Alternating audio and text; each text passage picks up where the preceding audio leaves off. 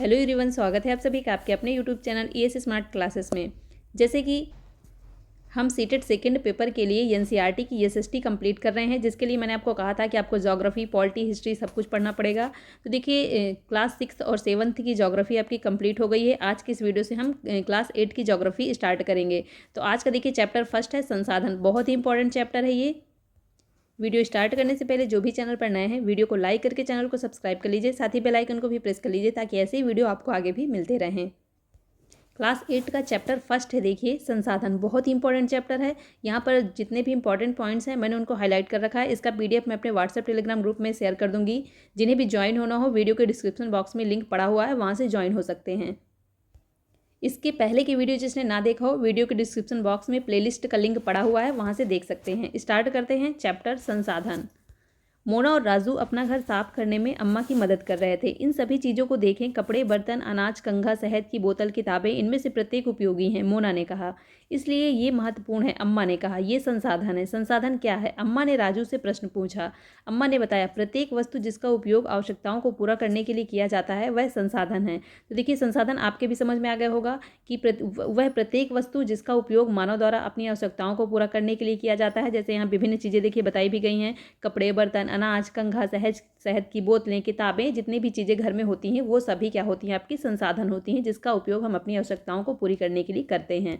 Next है, हमारे चारों ओर देखिए और निरीक्षण कीजिए। आप संसाधन के विविध प्रकारों को पहचानने में सक्षम होंगे। आप प्यास लगने पर जो जल पीते हैं, आप अपने घर में जिस विद्युत का उपयोग करते हैं, स्कूल से घर पहुंचने के लिए उपयोग किया गया रिक्शा, पाठ्य पुस्तक जिसका उपयोग आप अध्ययन के लिए करते हैं, ये सभी संसाधन हैं।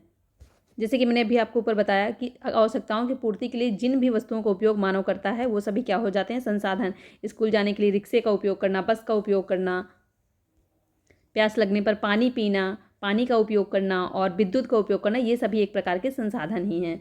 नेक्स्ट देखिए, आपके पिता ने आपके लिए नाश्ता तैयार किया। जिन्होंने जिन ताज़ी सब्जियों का उपयोग किया वे भी एक संसाधन है। तो देखिए, समझ में आ गया होगा कि आपके कि संसाधन होता क्या है। जल, विद्युत, रिक्शा, सब्जियां, पाठ्य पुस्तक भी में भी कुछ ऐसा जैसा क्या है, उनमें से सभी वस्तुओं का उपयोग आपके द्वारा किया गया है, इसलिए वे उपयोगी हैं। एक वस्तु अथवा पदार्थ की उपयोगिता अथवा प्रयोज्यता उसे एक संसाधन बनाती है। तो यहाँ पर देखिए ये कहा गया है कि एक वस्तु जिसकी उपयोगिता है उसको संसाधन बनाती है। जितना ज़्यादा उसका उपयोग होगा वह वैसी संसाधन होगा। नेक्स्ट देखिए पॉइंट है, राजू अब जानना चाहता है कि कोई भी वस्तु संसाधन कैसे बनती है। आप लोग भी जानना चाहते होंगे, तो देखिए आके देखते हैं हम। अम्मा ने बच्चों को बताया, वस्तुएं उस समय संसाधन बनती है जब उनका कोई मूल्य होता है। इसका प्रयोग अथवा उपयोगिता इसे मूल्य प्रदान करते हैं। सभी संसाधन मूल्यवान होते हैं, अम्मा ने कहा।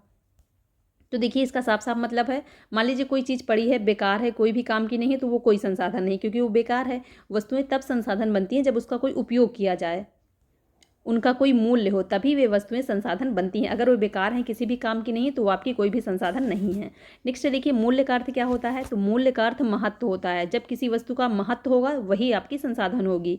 कुछ संसाधनों का आर्थिक मूल्य होता है, जबकि कुछ संसाधनों का आर्थिक मूल्य नहीं होता है। उदाहरणार्थ, धातुओं का आर्थिक मूल्य होता है, लेकिन एक मनोरम भूदृश्य का आर्थिक मूल्य नहीं होता है। परंतु ये दोनों संसाधन महत्वपूर्ण हैं और मनुष्य की आवश्यकताओं को पूरा करते हैं। इसे हम ऐसे समझ सकते हैं कि जैसे कुछ चीज़ें आपको मार्केट से खरीदनी पड़ती हैं, वो आपके लिए संसाधन का कार्य करती हैं, और कुछ प्राकृतिक रूप से मिलती हैं। तो प्रकृति तो आपसे कोई मूल्य नहीं लेती है, वो आपको प्राकृतिक रूप से मिलती हैं, उसका कोई भी मूल्य नहीं होता है। और जो चीज़ें आप संसाधन के रूप में मार्केट से खरीदते हैं, उसका आपके जीवन में उपयोग होता है, वो आपका आर्थिक मूल्य हो जाता है। नेक्स्ट देखिए, कुछ संसाधन समय के साथ आर्थिक रूप से मूल्यवान हो सकते हैं। आपकी दादी के घरेलू नुस्खों का आज कोई वाणिज्यिक मूल्य नहीं है, लेकिन यदि वे पेटेंट करने के उपरांत मेडिकल फर्म द्वारा बेचे जाते हैं, तब वे आर्थिक रूप से मूल्यवान हो जाते हैं। पेटेंट देखिए, पेटेंट को भी यहाँ पर परिभाषित किया गया है। इसका तात्पर्य किसी विचार अथवा आविष्कार पर एक मात्र अधिकार से है। तो देखिए, पहले दादी माँ के जो नुस्खे होते थे उनका कोई भी आर्थिक मूल्य नहीं लगता था, घर में ही वो बनाकर यूज किए जाते थे। लेकिन अगर इन्हीं को मेडिकल फर्म द्वारा बेचे जाते हैं, उन्हीं में थोड़ा बहुत बदलाव करके वही चीज़ें बनाई जाती हैं और मेडिकल द्वारा बेची जाती हैं, तो उनका देखिए आर्थिक मूल्य होता है। नेक्स्ट, समय और प्रौद्योगिकी दो महत्वपूर्ण कारक हैं जो पदार्थों को संसाधन में परिवर्तित कर सकते हैं। दोनों लोगों की आवश्यकताओं से संबंधित हैं, मतलब समय और प्रौद्योगिकी दोनों क्या है, लोगों की आवश्यकताओं से संबंधित हैं। लोग स्वयं ही सबसे महत्वपूर्ण संसाधन है। ये लोगों के विचार, ज्ञान, आविष्कार और खोज ही हैं जो और अधिक संसाधन की रचना करते हैं। प्रत्येक खोज अथवा आविष्कार से बहुत से अन्य खोज और आविष्कार होते हैं। आग की खोज से खाना पकाने की पद्धति एवं अन्य प्रक्रियाओं का प्रचलन हुआ है, जबकि पहिए के आविष्कार से अंततः परिवहन की नवीनतम विधियों का विकास हुआ है। जल विद्युत बनाने की प्रौद्योगिकी ने तेजी से बहते जल से ऊर्जा उत्पन्न करके उसे एक महत्वपूर्ण संसाधन बना दिया है। प्रौद्योगिकी को पहले देखिए, समझ लीजिए आप, किसी कौशल करने अथवा वस्तु बनाने में नवीनतम ज्ञान का अनुप्रयोग प्रौद्योगिकी कहलाता है। तो देखिए, किसी भी कौशल को करने या वस्तु को बनाने में जो नवीनतम ज्ञान का प्रयोग किया जाता है, नए ज्ञान का प्रयोग किया जाता है, वो आपका हो जाता है प्रौद्योगिकी। और यहाँ पर देखिए मेन ये कहा गया है कि लोग जो व्यक्ति होते हैं स्वयं ही एक संसाधन होते हैं, क्योंकि देखिए आजकल कितनी ज़्यादा चीज़ें खोजी जाती हैं, सब व्यक्तियों द्वारा ही देखिए रचना की जाती है। आगे की खोज भी व्यक्तियों ने की थी, लोगों ने की थी। खाना पकाने की पद्धति का जिससे विकास हुआ, साथ ही में पहिए का आविष्कार। आज विभिन्न तरह के वाहन चल रहे हैं, पहिए का आविष्कार ही नहीं होता तो वो कैसे होते। तो देखिए ये सभी खोजें मानव ने की थी, तो मानव भी एक प्रकार का संसाधन ही है। नेक्स्ट है देखिए संसाधनों के प्रकार। समांतर संसाधनों को प्राकृतिक अथवा मानव निर्मित और मानव में वर्गीकृत किया गया है। तो देखिए एक तो प्राकृतिक संसाधन आपके हो गए, एक मानव निर्मित संसाधन हो गए, और तीसरा जो अभी मैंने ऊपर बताया कि मानव भी एक प्रकार का संसाधन होता है, तो तीसरा आपका हो गया मानव। सबसे पहले हम पढ़ेंगे प्राकृतिक संसाधन। जो संसाधन प्रकृति से प्राप्त होते हैं और अधिक संशोधन के बिना उपयोग में लाए जाते हैं, प्राकृतिक संसाधन कहलाते हैं। वायु जिसमें हम सांस लेते हैं, हमारी नदियाँ और झीलों का जल, मृदा और खनिज सभी प्राकृतिक संसाधन हैं। इन संसाधनों में से बहुत से प्रकृति के निःशुल्क उपहार हैं और सीधे ही उपयोग में लाए जाते हैं। कुछ परिस्थितियों में प्राकृतिक संसाधन का सबसे अच्छी तरह उपयोग करने के लिए औजारों और प्रौद्योगिकी की आवश्यकता होती है। तो यहाँ पर देखिए प्रकृति से बहुत सारे संसाधन पाए जाते हैं, तो कुछ को तो हम वैसे ही इस्तेमाल कर लेते हैं जैसे प्रकृति से हमें मिलता है, लेकिन कुछ में कुछ संशोधन करना पड़ता है। संशोधन के लिए विभिन्न औजारें, विभिन्न मशीनियों की, प्रौद्योगिकी और की आवश्यकता होती है। नेक्स्ट है प्राकृतिक संसाधनों को विस्तृत रूप से नवीकरण और अनवीकरण संसाधनों में विभाजित किया जा सकता है। अब यहाँ पर देखिए प्राकृतिक संसाधनों की बात की जा रही है। प्राकृतिक संसाधनों को दो भागों में विभाजित किया गया है, नवीकरण और अनवीकरण। दोनों को आगे मैं क्लियर करूंगी होते क्या हैं। नवीकरण देखिए वे संसाधन होते हैं जो शीघ्रता से नवीकृत अथवा पुनः पूरित हो जाते हैं। इनमें से कुछ असीमित हैं और उन पर मानवीय क्रियाओं का प्रभाव नहीं होता, जैसे सौर और पवन ऊर्जा। तो यहाँ पर देखिए ये याद रखिएगा कि नवीकरण जो संसाधन होते हैं इनके भंडार असीमित होते हैं, इन पर मानवीय क्रियाओं का प्रभाव नहीं होता। जैसे आपका सौर ऊर्जा हो गया, कितनी ऊर्जा सौर से सूर्य से मिलती है, लेकिन ये कभी ख़त्म नहीं होता है। देखिए ऐसे ही पवन ऊर्जा, पवन से भी आपकी ऊर्जा मिलती है, ये भी ख़त्म होने वाली नहीं है। तो ये आपके हो जाते हैं नवीकरणीय साधन। आगे भी इसको समझ लीजिए। लेकिन फिर भी कुछ नवीकरणीय संसाधनों जैसे जल, मृदा और वन का लापरवाही से किया गया उपयोग उनके भंडार को प्रभावित कर सकता है। अब देखिए जल का भी असीमित भंडार है, मृदा का भी है, वन का भी है, लेकिन लोगों की लापरवाही की वजह से इनके भंडार प्रभावित हो रहे हैं। जल असीमित नवीकरणीय संसाधन प्रतीत होता है, फिर भी जल की कमी, प्राकृतिक जल स्रोतों का सूखना आज विश्व के बहुत से भागों में एक बड़ी समस्या है। तो यहाँ पर देखिए आपको याद ये रखना है कि नवीकरण मतलब होता क्या है, असीमित भंडार है, मानव क्रियाओं का कोई प्रभाव नहीं होता।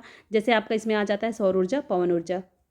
नवीकरणीय में देखिए आपके जल, मृदा, वन भी आते हैं, लेकिन मानव की वजह से, मानव की लापरवाही की वजह से ये धीरे धीरे इनकी कमी हो रही है। नेक्स्ट देख लेते हैं अनवीकरण संसाधन। वे संसाधन जिनका भंडार सीमित है, भंडार के एक बार समाप्त होने के बाद उनके नवीकृत अथवा पुनः पूरित होने में हजारों वर्ष लग जाते हैं। यह अवधि मानव जीवन की अवधि से बहुत अधिक होती है।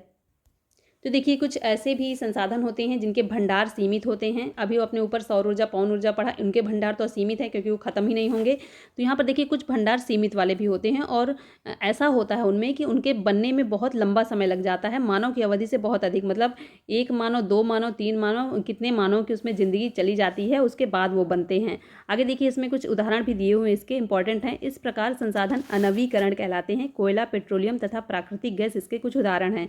तो देखिए कोयला, पेट्रोलियम और प्राकृतिक गैस जो आपका बनता है, ये हजारों वर्षों में तैयार होता है, बहुत लंबा टाइम लगता है इनको तैयार होने में। तो ये आपके हो जाते हैं अनवीकरण संसाधन।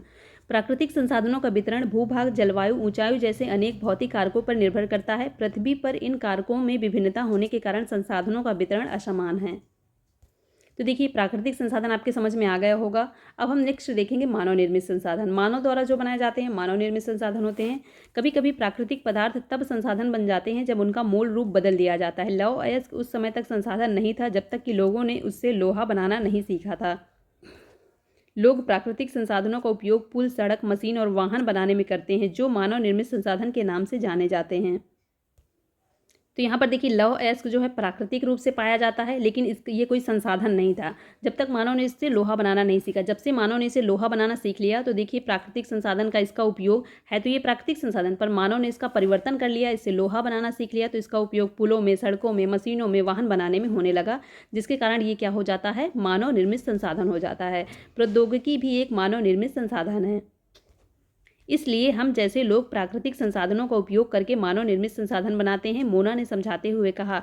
हाँ, राजू ने स्वीकृति में सिर हिलाया। अब यहाँ से आपके समझ में आ ही गया होगा कि लौह अयस्क आपका प्राकृतिक संसाधन है, लोगों ने इससे लोहा बनाया और उसी से ये मानव निर्मित संसाधन बने। तो यहाँ पर देखिए यही चीज़ लिखी हुई है कि प्राकृतिक संसाधनों का उपयोग करके मानव निर्मित संसाधन बनाते हैं। मानव निर्मित संसाधन भी अब आपके समझ में आ गया होगा। नेक्स्ट देखेंगे हम मानव संसाधन। मानव भी एक संसाधन है, उसको भी समझते हैं। लोग और अधिक संसाधन बनाने के लिए प्रकृति का सबसे अच्छा उपयोग तभी कर सकते हैं जब उनके पास ऐसा करने का ज्ञान, कौशल तथा प्रौद्योगिकी उपलब्ध हो। इसलिए मनुष्य एक विशिष्ट प्रकार का संसाधन है, अतः लोग मानव संसाधन हैं। शिक्षा और स्वास्थ्य लोगों को बहुमूल्य संसाधन बनाने में मदद करते हैं। अधिक संसाधनों के निर्माण में समर्थ होने के लिए लोगों के कौशल में सुधार करना मानव संसाधन विकास कहलाता है। यहाँ पर देखिए मानव संसाधन को थोड़ा और अच्छे से समझाया गया है। मानव संसाधन से तात्पर्य है लोगों की जनसंख्या और योग्यता, मानसिक तथा शारीरिक योग्यता। जब व्यक्ति जो होंगे मानसिक रूप से बुद्धिमान होंगे, शारीरिक स्वास्थ्य उनका ठीक होगा, तभी वो कुछ नया संसाधन खोज पाएंगे। यद्यपि मानव का संसाधन मानने के संदर्भ में लोगों में मतभेद है, इतना होते हुए भी इस तथ्य से इनकार नहीं किया जा सकता कि मूलतः मनुष्य की कुशलताएं हैं भौतिक पदार्थों को मूल्यवान संसाधन बनाने में सहायता करती हैं। तो देखिए लोग, ये मानव संसाधन तीसरा नंबर है आपका। पहला तो प्राकृतिक संसाधन हो गया था, दूसरा मानव निर्मित, और तीसरा आपका ये मानव, जो लोग होते हैं वो भी एक मानव संसाधन है। तो इसको मानने से लोग इनकार भी करते हैं कि एक संसाधन है, लेकिन ऐसा हम बिल्कुल नहीं कह सकते कि ऐसा नहीं है, क्योंकि भौतिक पदार्थ जो होते हैं उनको मूल्यवान संसाधन बनाने में मानव ही सहायता करता है। मानव संसाधन भी आपका क्लियर हो गया होगा। नेक्स्ट देखते हैं संसाधन का संरक्षण कैसे किया जाता है। मोना ने एक बुरा स्वप्न देखा। उसने देखा कि पृथ्वी पर सारा जल सूख गया और सारे पेड़ कट गए। वहां पर ना तो छाया थी और ना ही कुछ खाने पीने के लिए था। लोग परेशान हो रहे थे और चारों तरफ भोजन और छाया की तलाश में निराश घूम रहे थे। उसने अपनी माँ को सपने के बारे में बताया। उसने पूछा, अम्मा क्या यह सच में हो सकता है? अम्मा ने उत्तर दिया, हाँ। अम्मा ने उत्तर दिया, यदि हम नवीकरणीय संसाधनों के प्रति सतर्क नहीं रहते हैं तो वे बहुत ही दुर्लभ हो सकते हैं और अनवीकरणीय संसाधन निश्चय ही समाप्त हो सकते हैं। राजू ने पूछा, हम इसके लिए क्या कर सकते हैं? बहुत कुछ, अम्मा ने उत्तर दिया। आप अपने दोस्तों से बात क्यों नहीं करते? संसाधनों का सतर्कतापूर्वक उपयोग करना और उन्हें नवीकरण के लिए समय देना संसाधन संरक्षण कहलाता है। तो देखिए संसाधन जो भी हैं नवीकरणीय संसाधन है, जैसे आपका जल ही हो गया, इसका व्यर्थ उपयोग किया जाता है। तो अगर सतर्कतापूर्वक इसका उपयोग किया जाए, जागरूकता से किया जाए कि हाँ जल की कमी हो रही है, इसका उपयोग हमें सही ढंग से करना है, फालतू में व्यर्थ नहीं करना है, और इनको नवीकरण के लिए समय देना आपका क्या कहलाता है? संसाधन संरक्षण कहलाता है। नवीकरणीय मतलब मैंने आपको बताया था कि असीमित भंडार। अगर हम सतर्कता से उपयोग करेंगे, सोच के उपयोग करेंगे कि हाँ जल की कमी होती जा रही है हमारी लापरवाहियों की वजह से, तो वो धीरे धीरे नवीकरणीय ही बन जाएगा, क्योंकि उसके भंडार जो है लंबे समय तक चलेगा। नेक्स्ट देखिए संसाधनों का उपयोग करने की आवश्यकता और भविष्य के लिए उनके संरक्षण में संतुलन बनाए रखना सतत पोषणी विकास कहलाता है। बहुत इंपॉर्टेंट है। देखिए सतत पोषणी विकास क्या होता है?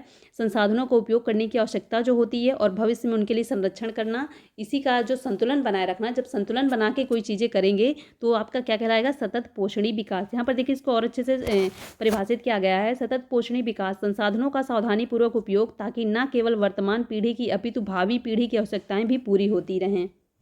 जो चीज़ें मैंने आपको यहाँ बताई कि जैसे जल की कमी होती जा रही है, तो हमें ऐसे संसाधनों का सावधानीपूर्वक उपयोग करना चाहिए, ताकि पीढ़ी दर पीढ़ी आगे की पीढ़ियों की आवश्यकताएं भी पूरी हो सके। यही नहीं कि हम अपने टाइम में ही संपूर्ण जल को ख़त्म कर दें, यूज कर डालें, उसके बाद जो आगे की पीढ़ी है उसकी आवश्यकताएं पूरी ही ना हो पाएँ।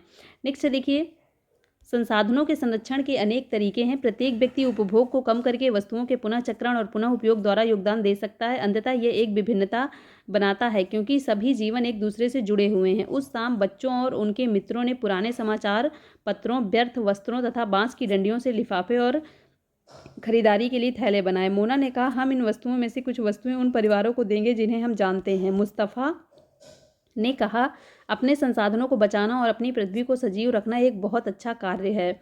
जिस्सी ने कहा, मैं बहुत ही सतर्क रहूंगी कि कागज़ व्यर्थ ना हो। उसने स्पष्ट किया, कागज़ बनाने के लिए बहुत से पेड़ों को काट दिया जाता है।